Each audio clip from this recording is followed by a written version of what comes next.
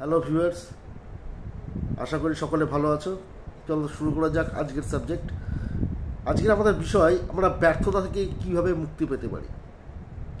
এই ব্যর্থতার শব্দটা আমাদের কাছে একটা আতঙ্কের, মনে হয় যেন যে আমার কাছে ব্যর্থতা না আসলেই ভালো হয়। কিন্তু আমরা কি এড়িয়ে যেতে পারি এই ব্যর্থতা? প্রতিটা সফল ব্যক্তির পিছনেই এই ব্যর্থতার দায়গুলো রয়ে গেছে। একদিনে কোনো কাজ কোনো ব্যক্তি সফলভাবে করতে পারেনি। সে কোনো সায়েন্টিস্ট বলুন, কোনো খেলোয়াড় বলুন, কোনো গায়ক বলুন, কোনো নায়ক বলুন, কোনো সাঁতারু বলুন, কোনো লেখক বলুন, আপনি যাকেই দেখুন, একজন বড় ব্যবসায়ীকেই দেখুন, লস করতে করতে সে একদিন তার থেকে শিক্ষা নিয়ে লাভের একটা উচ্চ শিখরে সে পৌঁছেছে।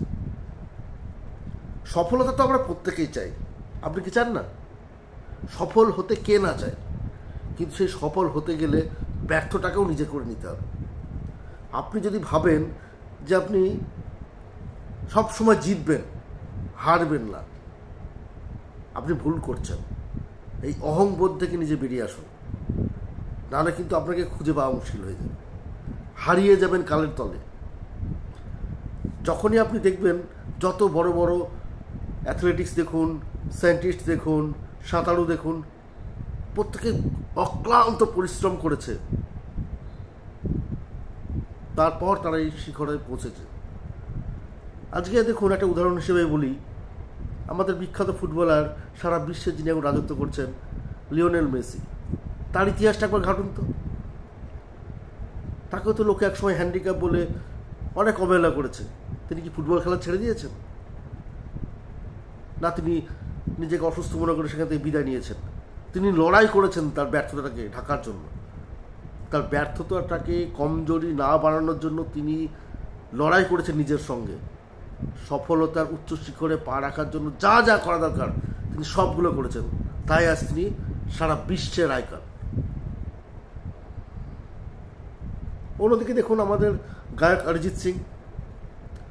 অরিজিৎ সিং যখন প্রথম গুরুকুল থেকে চান্স পায়, দেখুন গুরুকুল থেকে বাদ দিয়ে দিয়েছিল ওনাকে, কিন্তু ওনার ভয়েস নিয়ে কিন্তু অনেক ডাউট ছিল ওনাদের মধ্যে, অনেক সমালোচনা ছিল সেই প্রোগ্রামে ওনাকে নিয়ে। দুঃখ করে বেরিয়ে গেছিলেন সেদিন, কিন্তু ভেঙে পড়েননি। তিনি কি করলেন? তার সেই হেরে যাওয়ার পিছনের কারণগুলোকে খুঁজে বার করে কি করে ইমপ্রুভ করা যায় সেটাকে চেষ্টা করলেন। এখন সে বিশ্বের একটা নাম্বার 1 গায়ক। আপনি যাকে দেখবেন, আম্বানি বলুন, টাটা বলুন, আমাদের যে কোনো অ্যাথলেটিক্স বলুন, যে কোনো রাইটারের নাম করুন, আপনি প্রত্যেকে জীবনের সঙ্গে লড়াই করেছে। একদিনে সফলতা তাদের কাছে আসেনি। ব্যর্থতার ধাপগুলো পেরোতে পেরোতে তারা সফল হয়েছে। তারা হার মানেনি জীবনের সঙ্গে। তারা কিন্তু কখনোই ওই উচ্চ সফল ব্যক্তিটাকে দেখে তারা আইকনিক বানায়নি। আপনাকে যদি জীবনে সফল হতে হয়, আপনি কোনো সফল ব্যক্তিকে আইকন বানিয়ে আপনি সফল হতে পারবেন না। আপনাকে লক্ষ্য করতে হবে যে লোকগুলো ব্যর্থ হয়েছে, কেন তারা হেরেছে, আপনি কেন হারছেন, আপনার ভুলটা কোথায়। আপনি 2-3 বছর ধরে ধরুন সাপোজ একটা কাজের জন্য ট্রাই করছেন, হচ্ছে না, আপনি ক্লান্ত, বিধ্বস্ত, যে আপনার দ্বারা আর কিচ্ছু হবে না, হতাশ হবেন না। কিন্তু একদম এইভাবে হতাশ হবেন না, ভেঙে পড়বেন না। আপনার মধ্যে ত্রুটিটাকে খুঁজুন, যে কোন পয়েন্ট অফ ভিউয়ের জন্য আপনি এই জায়গাটায় পাচ্ছেন না, সেই জায়গাটাকে রিকভারি করুন। আরও সময় দিন নিজেকে, আরও কঠিনভাবে নিজেকে তৈরি করুন এই যুদ্ধক্ষেত্রে নামার জন্য। যখন আপনি নিজেকে কমপ্লিটলি সময় দেবেন, কঠোর পরিশ্রম করবেন, সফলতা আপনার আসতে বাধ্য। সফলতা কোনো নির্দিষ্ট সময়ের অপেক্ষায় নয়, যে আজকে আমি পরিশ্রম করলাম কালকে আমি সফল হয়ে যাব, তা কিন্তু নয়। স্টেপ বাই স্টেপ আমাদের উঠতে হয়। আপনি যখন একতলা থেকে দুতলায় উঠছেন, যে সিঁড়ি দিয়ে, আপনি কি এক লাফে উঠে যাচ্ছেন দুতলায়? আপনাকে সিঁড়িতে ভাঙতে ভাঙতে ভাঙতে ভাঙতে আপনি উপরে উঠছেন। জীবনটাও আমাদের একই সফলতার শিখরও তাই। আপনি প্রথম স্টেপে গেলেন, সেকেন্ড স্টেপে গেলেন, থার্ড স্টেপে গেলেন, ফোর্থ স্টেপে আপনি যেতে পারছেন না। আপনি থার্ড স্টেপে দাঁড়িয়ে থাকুন, ধৈর্য ধরুন, ভাবুন যে এরপর আপনাকে একটু একটু রেস্ট নিন, নিজেকে বিশ্রাম নিন, সময় দিন নিজেকে, আবার ধীরে ধীরে উঠুন। আপনি অবশ্যই পারবেন। আপনি যদি আপনার ধৈর্য হারিয়ে ফেলেন, হতাশাকে যদি নিজের অস্ত্র হিসেবে ধরে নেন, তাহলে কিন্তু আপনি পারবেন না। আপনাকে সফলতার উচ্চ শিখরে পৌঁছতে হলে প্রথম অস্ত্র হতে হবে আপনার ধৈর্য এবং positivity. If you think positive, you always overcome this situation. একবার ভাবুন, পৃথিবীর যে কোনো সৃষ্টি সম্পর্কে আপনি ভাবুন, একদিনে হয়েছে? তাহলে আপনি কেন ভাবছেন যে আপনি ওটা কালকে পাননি, মানে পরশু পাবেন না? আপনাকে আগে ভাবতে হবে, তো পরিশ্রম করতে হবে। থেমে থাকলে আপনি পাবেন সাফল্য? আপনি আজকে কোনো একটা জায়গায় ইন্টারভিউ দিতে গেলেন, পেলেন না, আপনি কি ছেড়ে দেবেন চাকরির আশা? ঘরে বসে থাকবেন? বাবা মার পয়সা ধ্বংস করবেন? পরিবারের গালিগালাজ খাবেন? বন্ধু বান্ধবদের কাছে হাসির পাত্র হবেন? হবেন না তো। আপনি নিশ্চয়ই আবার চেষ্টা করবেন। একটাই হচ্ছে না, কেন হলো না সেটা আপনি নিজে স্টাডি করুন, বাড়িতে ধৈর্য ধরে দেখুন, ফলো করুন নিজেকে। অন্যকে ফলো করার দরকার নেই, আপনি নিজেকে ফলো করুন যে আপনি কোন ভুলের জন্য আপনার সেখান থেকে বাদ দেওয়া হলো আপনাকে।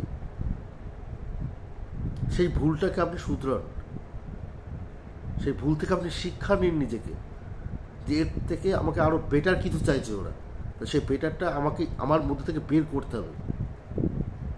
প্রত্যেকটা মানুষের মধ্যে একটা কিছু না কিছু স্পেশালিটি রয়েছে, সেটা লুপ্ত অবস্থায়, সুপ্ত অবস্থায়, সেটা খোঁজার দায়িত্ব কিন্তু প্রত্যেকের নিজের। প্রত্যেকে ভালো স্টুডেন্ট হবে, প্রত্যেকে বড় সায়েন্টিস্ট হবে বা প্রত্যেকে বড় বিজনেসম্যান হবে তা কিন্তু নয়। এর বাইরেও প্রত্যেকের একটা করে জগৎ আছে। আপনি সেই দুনিয়াতে হয়তো আপনার সেরা, আপনি আপনার সেরাটাকে খুঁজে বার করুন।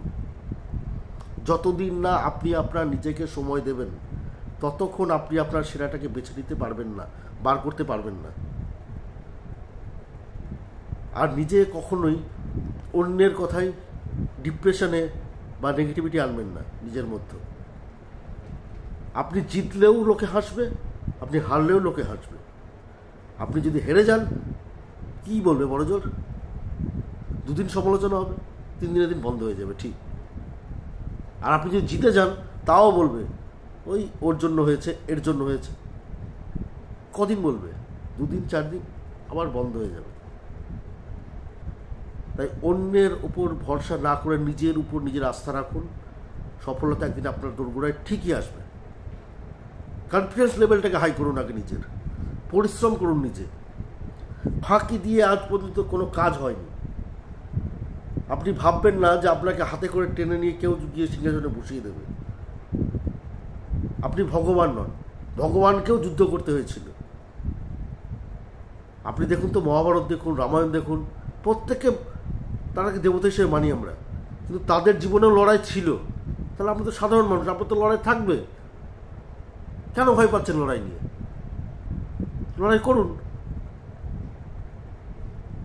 আপনার যদি নিজেকে ক্লান্ত মনে হয় লড়াই করতে করতে, বিশ্রাম নিন, ধৈর্য ধরুন, নিজেকে নিজে স্টাডি করুন যে এইগুলো আপনার সাথে কেন হচ্ছে, কী জন্য আপনি দায়ী, বা কোন ঘটনার জন্য এগুলো হচ্ছে।